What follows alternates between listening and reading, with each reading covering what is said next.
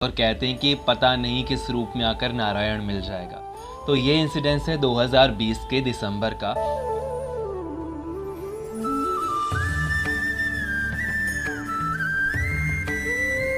हरे कृष्णा, राधे राधे, जय श्री श्याम। आप सभी लोगों का स्वागत है मेरे YouTube चैनल पर। तो कैसी है मेरी YouTube फैमिली? उम्मीद करता हूँ कि आप सब बहुत अच्छे होंगे। तो आज का जो ये वीडियो है ये बहुत स्पेशल होने वाला है, क्योंकि इस वीडियो में मैं आप लोगों के साथ शेयर करूँगा अपनी रियल लाइफ स्टोरी।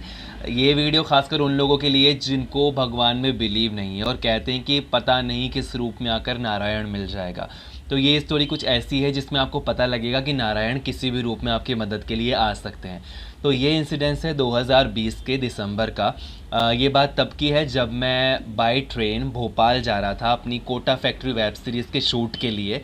तब हुआ ये था कि मेरी फैमिली से इतना सपोर्ट नहीं था मुझे एक्टिंग का, तो इसीलिए मुझे अकेले जाना पड़ रहा था। तो मेरी ट्रेन थी 6:50 की। तो आपको पता होगा कि 2020 जो है वो कोरोना का टाइम था, और कोरोना के टाइम पर ट्रेन ज़्यादा भरी हुई नहीं रहती है, वो खाली रहती है क्योंकि लोग ज़्यादा जाते नहीं हैं। तो इसीलिए मेरी ट्रेन थी 6:50 पर स्टार्ट होने वाली थी बाय जयपुर जंक्शन। तो मैं पहुंच गया था 6:30 बजे। तो मुझे एक अंकल थे जिन्होंने मुझे कास्ट किया था, वो मुझे पिक करने के लिए वहाँ पर आए थे, यानी कि ट्रेन में मुझे बैठाने के लिए। कोई फैमिली मेम्बर मेरे साथ नहीं था, मैं सिर्फ अपने अंदर एक कृष्ण को साथ लेकर गया था।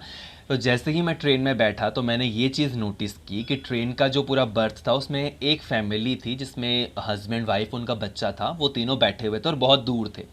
पूरी जो बर्थ थी वो खाली थी क्योंकि कोरोना का टाइम था और शाम का टाइम कोई आता नहीं था। तो इसीलिए पहली बार मेरी लाइफ में ऐसा सफ़र था जिसमें मैं अकेला जा रहा था 16 घंटे दूर घर से, और दिल में एक डर था कि ना जाने क्या हो जाए, कैसे हो जाए। तो एक डर के साथ ट्रेन जब शुरू हुई 6:50 पर, और डर इस चीज़ का था कि मेरी फैमिली को नहीं पता था कि मैं शूट पर जा रहा हूँ। उनको मैं झूठ बोल करके गया था, जिसके लिए मैं आज भी थोड़ा सा अंदर से रिग्रेट होता है, लेकिन वही है कि कुछ करने के लिए आपको झूठ बोलना पड़े तो चलता है। इसीलिए मैंने अपनी फैमिली को कहा था कि मैं अपने फ्रेंड के साथ अजमेर जा रहा हूँ, बट नहीं, मैं भोपाल जा रहा था शूट के लिए, जिनका सारा खर्चा उन फिल्म वालों ने उठाया था। तो मेरी ट्रेन जैसे ही शुरू होने लगी तो हुआ ये कि मेरी मम्मा का कॉल आया, एंड शी आस्क्ड मी कि तुम कहाँ हो, तुम्हारे दोस्त के घर पर हो, गाड़ी कितने बजे शुरू होगी तुम्हारी। तो मैंने उनसे कहा था कि मैं अजमेर जा रहा हूँ फ्रेंड की फैमिली के साथ, तो गाड़ी शुरू होने वाली है। उन्हें ये नहीं पता था कि I am in train and I am alone. सो दिक्कत ये हुई कि मैंने उन्हें झूठ बोल के कॉल कट कर दिया। लेकिन जब ट्रेन शुरू हुई तो मेरे पास एक पूरा लगेज था, कुछ पैसे भी थे और मैं अकेला था, तो मुझे एक अजीब सा डर हुआ।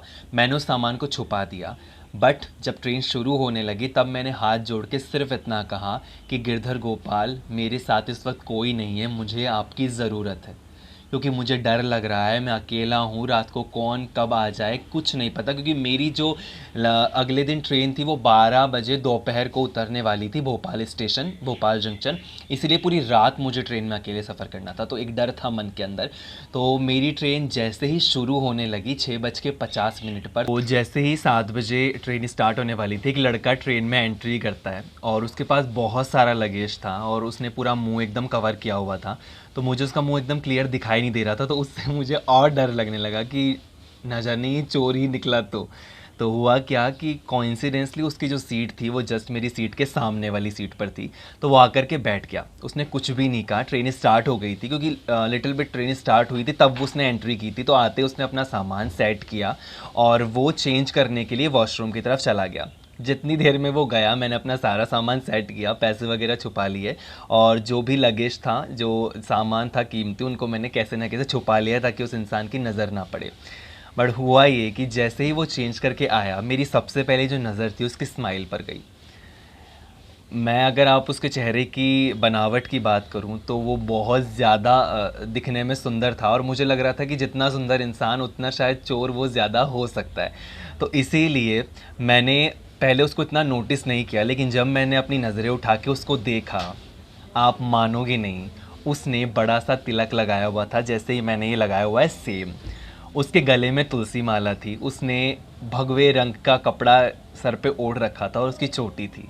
वो इतना खूबसूरत था कि मेरी जो नज़रें थी ना, मेरी नज़रें उस पर अटक गई।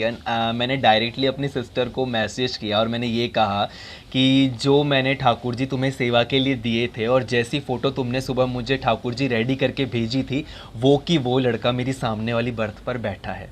जितनी देर वो ट्रेन चली, पूरी रात वो पूरे टाइम भागवत सुन रहा था, कृष्ण नाम ले रहा था, राधा राधा करते हुए जा रहा था। और आई फील लाइक दैट कि मेरा कोई फैमिली मेम्बर मेरे साथ बैठा हो, और इतना मैं फ्री हो गया एकदम से। उस दिन I was realized that if you call to the god he will come definitely. और जब वो सुबह उतरा तो वो था सुबह 7 बजे का टाइम, और वो उज्जैन के स्टेशन पर उतर गया। और जब वो जा रहा था तब मैंने उसे वापस से, जब वो स्टेशन पे उतरा, मैंने पीछे जा कर के देखा तो वो मुझे नहीं दिखा। वो न जाने कहाँ चला गया, एकदम से किधर गायब हो गया, मुझे अब तक पता नहीं चला। बट मेरे लिए ही इज़ कृष्णा। और क्योंकि एक इंसान होता है जो आपके साथ रहता है, आपको आराम से नींद भी आ जाती है। मेरे पास खाने को भी नहीं था उस वक्त, मैं वहाँ भूखा बैठा था। तब जब वो इंसान था वो कुछ खा रहा था, उसने मुझे ऑफ़र किया और मैंने मना कर दिया बिकॉज़ मुझे लगा कि अच्छा नहीं लगता। उसके बाद वो सामने वाली खाली बर्थ पर जाकर के बैठा और कुछ खाने लगा। उसे इतना वक्त लगा खाने में, मुझे ये लगा कि लाया ये एक टिफ़िन है और ये खा 10 टिफ़िन के बराबर रहा है, एक बार और ये पूछ सकता था, बट ऐसा कुछ नहीं हुआ। और मैंने रियली,